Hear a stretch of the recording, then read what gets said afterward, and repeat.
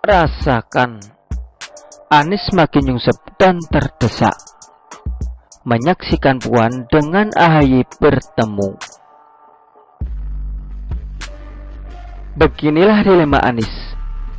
Pilih AHY jadi cawapres akan sulit menang. Tidak dipilih, malah menyeberang ke koalisi PDIP. Dan koalisi akan bubar karena tidak mencukupi presiden threshold 20%.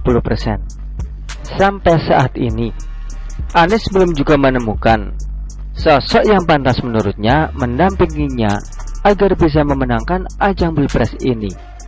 Tokoh yang dikehendakinya ternyata tidak tertarik. Ini jelas sekali, karena tokoh-tokoh yang sedang dibidik Anies itu bukanlah kaleng-kaleng, bukan anak bawang dan bukan tokoh politik kemarin sore. Misalnya, kita lihat yang diinginkan Anies adalah Profesor Mahfud MD. Beliau ini sudah jelas kredibilitasnya, sudah jelas sepak terjangnya, dan bahkan sangat cerdas bisa menjadi mediasi dari dua kubu. Profesor Mahfud MD bisa diterima di semua kalangan, tapi beliau pastinya tahu bahwa menampingi Anies menjadi cawapres bisa mendatangkan banyak kerugian. Bisa jadi nanti kalau misalnya sudah menjabat, justru yang lebih banyak bekerja dengan ide-ide adalah wakil presidennya. Sementara Anies cuma bermain kata-kata, masih tatanan gagasan dan ide. Terus balik lagi ke gagasan dan ide lagi. Akhirnya bikin mumet. Mendampingi Anies akan merepotkan juga. Maka tidak mengherankan jika Sandiaga dulu lebih memilih langsung tancap gas menuju ke kancah cawapres dampingi Prabowo daripada harus jadi wakil gubernur DKI bersama Anies. Sandiaga tahu betul akan banyak kerugian jika tetap bersama Anies. Apalagi sekarang mau diajak oleh PKS untuk gabung ke koalisi perubahan. Sandiaga juga menolak. Jadi jelas, mendampingi Anies banyak mendatangkan kerugian. Jangankan mendampingi Anies dapat mendatangkan kerugian yang banyak, mengusungnya saja jadi capres, ternyata udah tampak kerugian yang dialami oleh Nasdem. Aduh, apes bener ya si Anies ini. Apakah ini karena jawaban dari alam semesta bahwa apa yang kita tanam maka yang tumbuh itulah yang kita tuai? Anies bermain sara pada saat Pilkada DKI tahun 2017, dan efeknya hingga sekarang tak bisa dihilangkan. Anies telah menanam image yang kuat di benak masyarakat tentang brutalnya politik sara saat ingin merebut kursi gubernur. Dan bukan cuma itu, jika seandainya Anies bisa bekerja dengan baik, bahkan bisa berbuat lebih bagus dari program yang sedang atau sudah dijalankan oleh pendahulunya, maka bisa menjadi nilai tambah, sehingga soal sara mungkin bisa sedikit redup.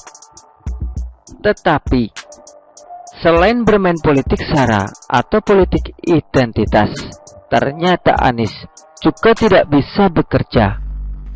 Hanya banyak omong dan sudah menjalani kekuasaan selama 1 periode, tetapi Anies tidak membuat Jakarta lebih baik. Malah banyak proyek yang mangkrak dan ada beberapa janji yang diingkarinya. Anies tidak bisa berprestasi dengan baik. Bahkan yang dulu dijanjikan tidak akan digusur, ternyata kena gusur juga. Dan kemudian banyaknya warga miskin yang ternyata tidak diperhatikan Anies selama jadi gubernur adalah salah satu contoh betapa bobroknya Anies. Hanya mementingkan ambisi kekuasaan daripada kepedulian warga negara atau kemanusiaan. Semua itu dilakukan Anies. Mungkin menurut Anies bahwa masyarakat itu bisa dengan mudah membuatnya lupa, bisa membuat lupa segala sisi negatif yang pernah dilakukannya. Hanya dengan melakukan pencitraan dan terus menebarkan pesona di sosial media dan media mainstream lainnya, maka masyarakat akan cepat lupa. Mungkin begitu pikirnya, tetapi ternyata tidak demikian. Soal politik sara di Pilkada DKI tahun 2017 sampai saat ini, warga atau masyarakat tidak pernah bisa melupakannya begitu saja.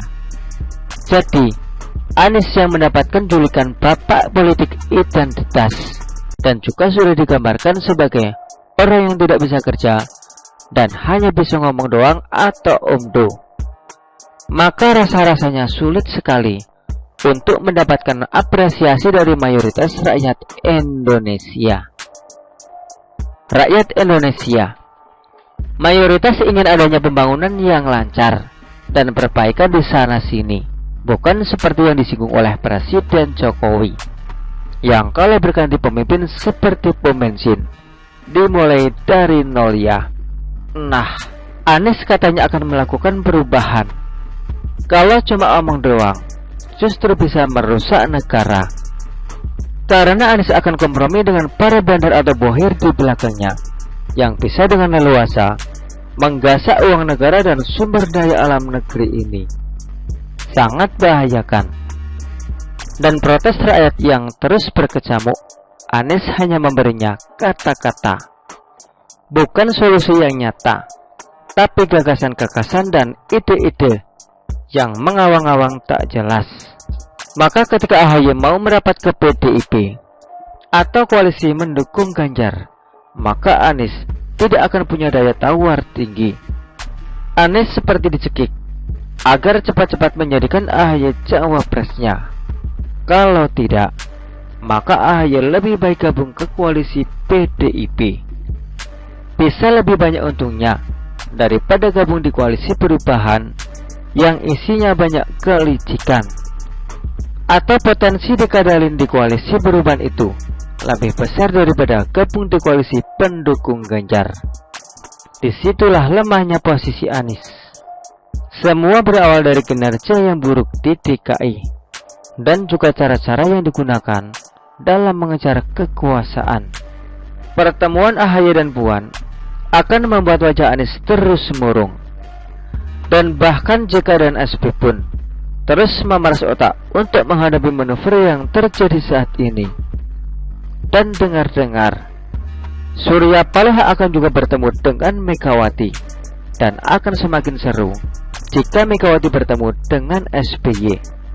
Pasti Anies semakin cemberut dan kenyut. Begitulah politik dengan segala manuvernya. Tak perlu baper, biarkan apa yang akan terjadi, maka terjadilah. Kalau AHY jadi cawapres Ganjar, ya mau gimana lagi. Asal jangan Anies yang jadi cawapres Ganjar, karena Anies juga nggak mau. Anies merasa paling hebat. Orang banyak ngomong itu kadang memang merasa dirinya paling hebat. Apakah teman-teman juga pernah punya teman yang banyak omong? Hati-hatilah. Begitulah kura-kura.